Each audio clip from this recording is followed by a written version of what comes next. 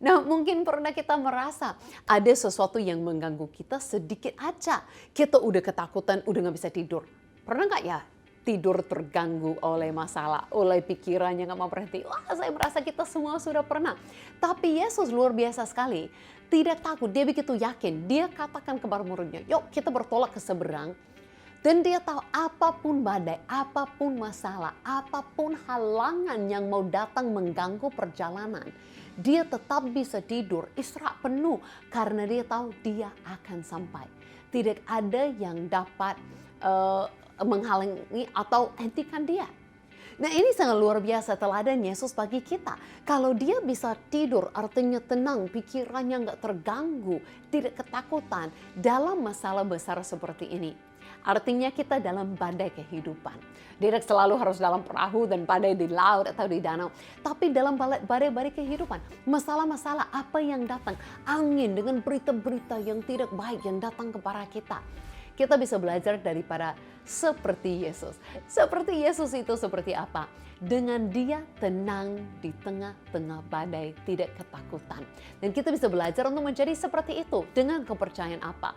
Apa yang Yesus katakan, apa yang Yesus janjikan akan terjadi. Jadi sekalipun di tengah jalan banyak masalah, banyak halangan yang datang, pasti kita akan sampai. Seperti Yesus sampai ke seberang dengan selamat dengan murid-muridnya. Kita juga akan mengalami ini dalam kehidupan kita. Amin. Itu dimana kita lihat Yesus tidak takut. Tapi ada banyak contoh yang lain. Bahkan orang lain mengakui dan tahu Yesus itu tidak takut. Kalau kita lihat contoh ini dalam Matius 22, kita lompat sedikit. Ayat yang ke-16. Ada orang ini, mereka menyuruh murid-murid bersama-sama orang. Herodian bertanya kepadanya, "Guru, kami tahu engkau adalah seorang yang jujur dan dengan jujur mengajar jalan Allah dan engkau tidak takut kepada siapapun juga sebab engkau tidak mencari muka." Nah, ayat ini menarik. Pernah nggak perhatikannya? Ini orang lain yang akui. Orang lain akui bahwa Tuhan itu jujur. Yesus itu jujur.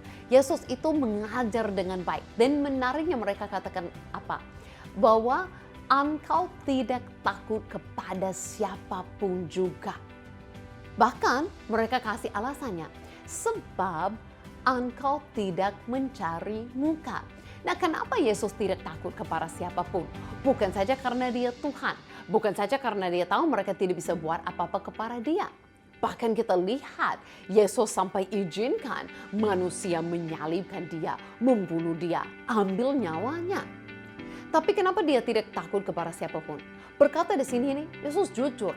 Tidak menyembunyikan apapun. Dia tidak takut orang akan tahu rahasianya. Mungkin orang akan tahu yang diam-diam, yang tersembunyi, yang tidak baik di dalam hidupnya. Bahkan berkata di sini tidak mencari muka. Artinya Yesus ada sebagaimana dia ada. Ada orang yang terima, ada orang yang menolak. Bahkan dia tahu ada orang yang maki terus. Ada orang yang fitnah terus tentang dia. Ada orang yang buat rencana terus untuk menghinati dia atau membunuh dia terus. Tapi dia tidak terganggu dengan itu. Yesus luar biasa dengan tidak takut kepada siapapun. Dia tahu hidupnya di tangan Bapa. Dia akan hidup saat orang tidak punya kuasa untuk ambil nyawanya, tidak bisa melakukan. Dan kalau ada saatnya nanti dia akan memberikan nyawanya, itu dia sendiri akan serahkan. Nah, ini teladan yang luar biasa sekali bagi kita. Dan kita harus tanya kepada diri kita, kalau kita takut kepada orang, kenapa? Itu pertanyaannya. Takut kepada orang kenapa? Apa yang mereka bisa buat kepada kita? Apakah kita takut orang akan tahu rahasia yang tersembunyi dalam kehidupan kita? Apakah orang tahu akan kita takut karena kita mungkin mencari muka? Dan kita takut kita akan mungkin ditolak daripada mereka. Nah, ini pertanyaan yang baik-baik. Makanya teladan seperti Yesus luar biasa sekali. Yesus tidak takut kepada apa yang terjadi di dunia. Bencana alam atau masalah apapun yang datang. Dan Yesus juga tidak takut kepada manusia. Yesus itu tahu identitas. Dia tahu dirinya siapa. Dia tahu apa yang dia mau lakukan di dunia. Makanya dia tidak takut manusia bisa mengganggu itu atau ambil sebelum waktunya. Dan dia tidak mencari muka. Orang suka atau tidak suka, itu masalah mereka. dia lakukan sesuai dengan yang Tuhan katakan kepadanya. Nah, bisa terjadi sama bagi kita juga. Mungkin kita terlalu takut melakukan sesuatu, bahkan ceritakan Tuhan bagi orang lain. Karena kita takut mungkin ditolak. Mungkin kita takut tidak terima posisi yang kita kejar.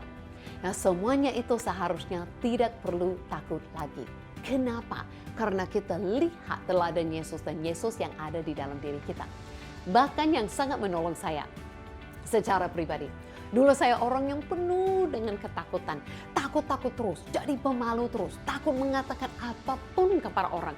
Karena selalu takut diejek-ejek, ditolak, apapun yang akan terjadi.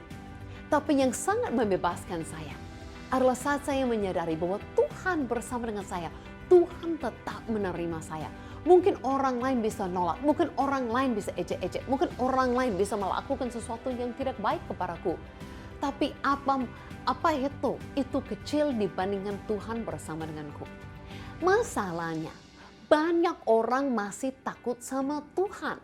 Jadi kalau kita berkata jangan takut sama manusia, karena ada Tuhan, masalahnya mereka mana bisa mengatasi ketakutan karena masih takut sama Tuhan.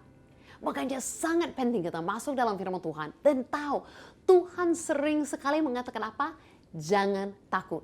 Saat Tuhan menampakkan diri, dia selalu katakan apa? Jangan takut.